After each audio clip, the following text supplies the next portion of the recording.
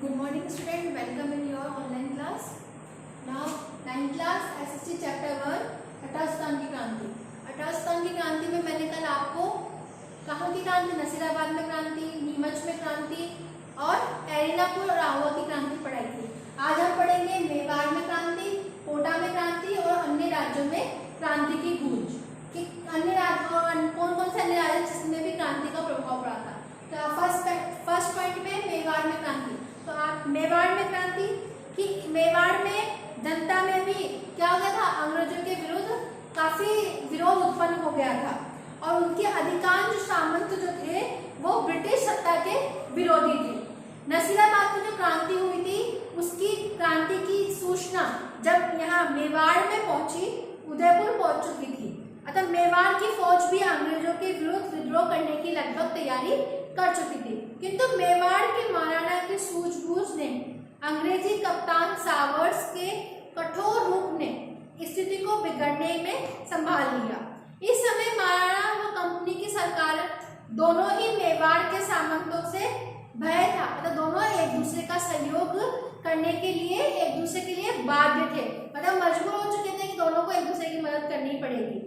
AGG के निर्देश पर मेवाड़ के महाराणा स्वरूप सिंह ने 27 मई 1857 को अपने सभी सामंतों को एक पत्र भेजकर कहा कि ब्रिटिश सैनिक कार्यवाही में सहयोग करें। कि उन्होंने मेवाड़ के महाराणा ने सभी सामंतों को जो उसके से जुड़े हुए थे सभी सामंतों को एक पत्र भेजा और उसने ये कहा कि हमें ब्रिटिश सैनिक की कार्यवाही से में सहयोग करना है। The political agent captain showers के निर्देश का पालन करें।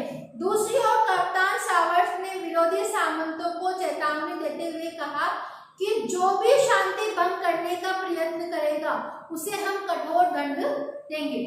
इधर से महाराणा ने भी पत्र भेजा सामंतों को और अंग्रेजी से कैप्टन सावर्स था, उन्होंने भी उन सामंतों को प्रेशराइज किया, बाध्य किया कि अगर जिन्होंने भी यहाँ पर शांति भंग करने का प्रयास किया तो उन्हें कठोर से कठोर दंड भी दिया जाएगा। यहाँ तक कि सलंबर के रावत केसरी ने भी जब मेवाड़ के महाराणा के अधिकार को चुनौती देते हुए कहा कि यदि 8 दिन में उसकी परंपरागत अधिकारों की मांग को स्वीकार नहीं किया गया तो चित्तौड़ के गद्दे पर महाराणा के किसी प्रतिद्वंदी को बैठा दिया जाएगा। तब कप्तान सावर्स ने रावत केसरी सिंह को चेतावनी दी कि उसने महाराणा के विरुद्ध किसी भी कार्यवाही में भाग लिया तो उसे उसकी जागीर से भी हटा दिया जाएगा और राजपूतानों को वहां से निष्कासित भी कर दिया जाएगा। कैप्टन सावर्स की इस धमकी से जो केसरी सिंह था वो शांत हो गया, उसने आगे कार्य नहीं किया। अब नेक्स्ट आता है कोटा में क्रांति कि कोटा में क्रांति, मेवाड़ में क्रांति इतनी भयानक नहीं हुई। कोटा में क्रांति कि राजस्थान के राज्यों में हुई 1857 ईस्वी की क्रांति में कोटा महत्वपूर्ण स्थान है कि कोटा ने बहुत महत्वपूर्ण योगदान रहा है 1857 की क्रांति। कोटा में विद्रोह का मुख्य कारण यह था कि पॉलिटिकल एजेंट मेजर बर्टन ने कोटा महाराव को यह सलाह दी कि कुछ अफसर वफादार नहीं है तथा उनका रवैया अंग्रेजी विरोधी है, कि उनके एजेंट में कुछ जो अफसर्स हैं वो सही नहीं है और वो सभी अंग्रेजों का विरोध कर रहे हैं। अतः ऐसे अफसरों को हमें पद से हटा देना चाहिए, अधिकारियों को सौंप दें जिनसे उन्हें उचित दंड दिया जा सके। मेजर बर्टन ने जिन अफसरों को सौंपने की मांग की थी उनमें जयदयाल, रतनलाल और जियालाल आदि प्रमुख थे। कौन कौन थे? जयदयाल, जियालाल और रतनलाल, ये 3 प्रमुख थे जिनको उन्होंने इसकी मांग की थी। मेजर बर्टन द्वारा महाराव को जो सलाह दी गई थी जो वो किसी प्रकार महाराव की फौज तथा फौज अधिकारियों को प्रकट हो गई। फलस्वरूप फौज के सिपाही सभी क्रोध से पागल हो उठे और मेजर बर्टन से बदला लेने का निश्चय किया।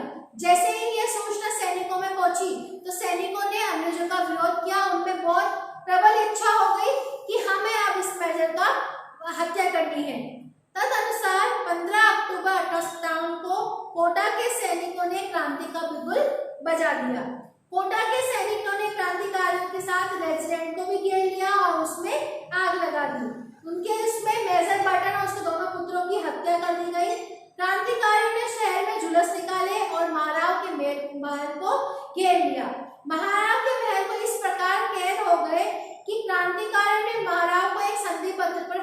परामर्श करने के लिए विवश कर दिया, जिसमें उनकी 9 शर्तें थी। उनमें से ये शर्त है कि मेजर बर्टन और उसके पुत्रों की हत्या स्वयं महाराव के आदेश से की गई है।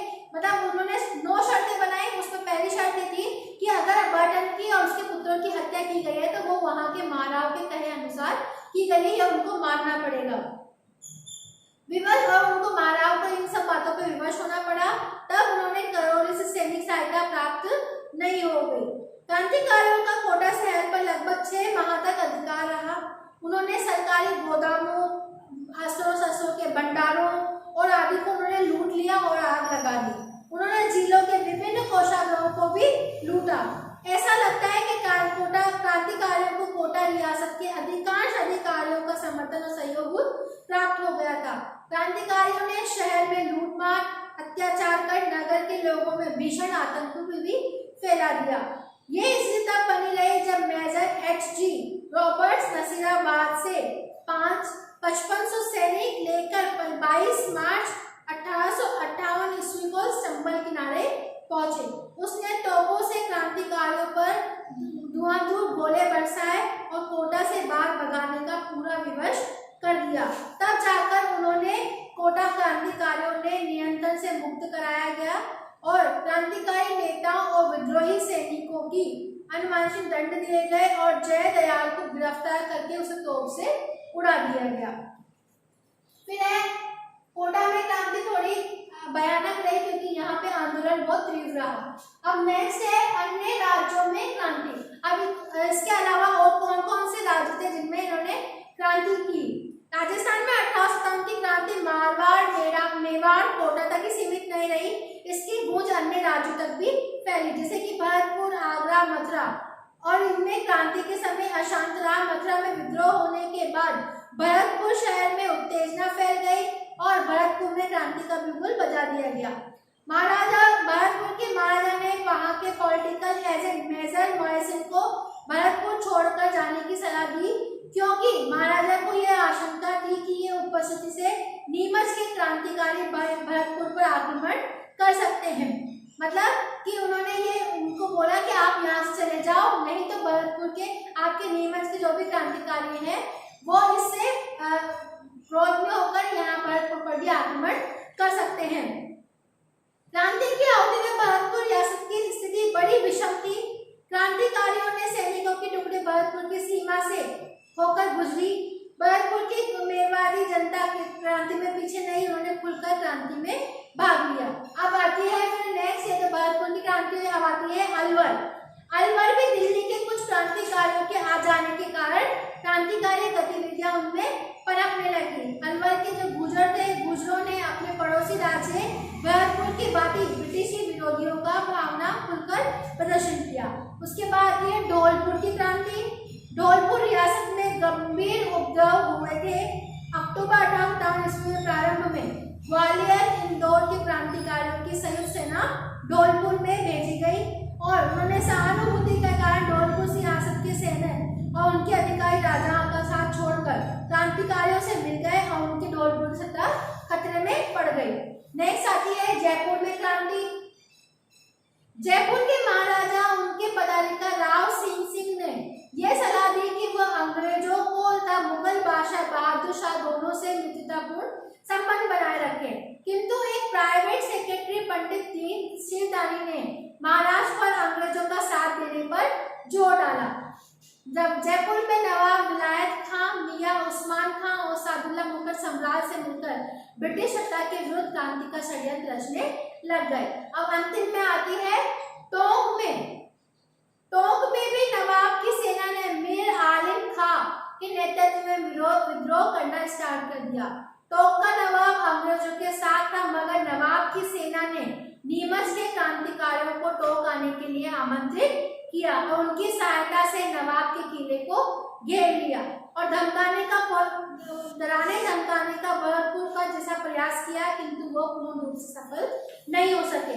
अब ये आपके मेवाड़ में क्रांति, कोटा में क्रांति, अन्य राज्यों में क्रांति की यहाँ पे खत्म होती है। अब इसके अगले के सलमपुर और कोठारियों का योगदान यह हम अगली क्लास में पढ़ेंगे। आपको यहाँ तक समझ में आ गया होगा। थैंक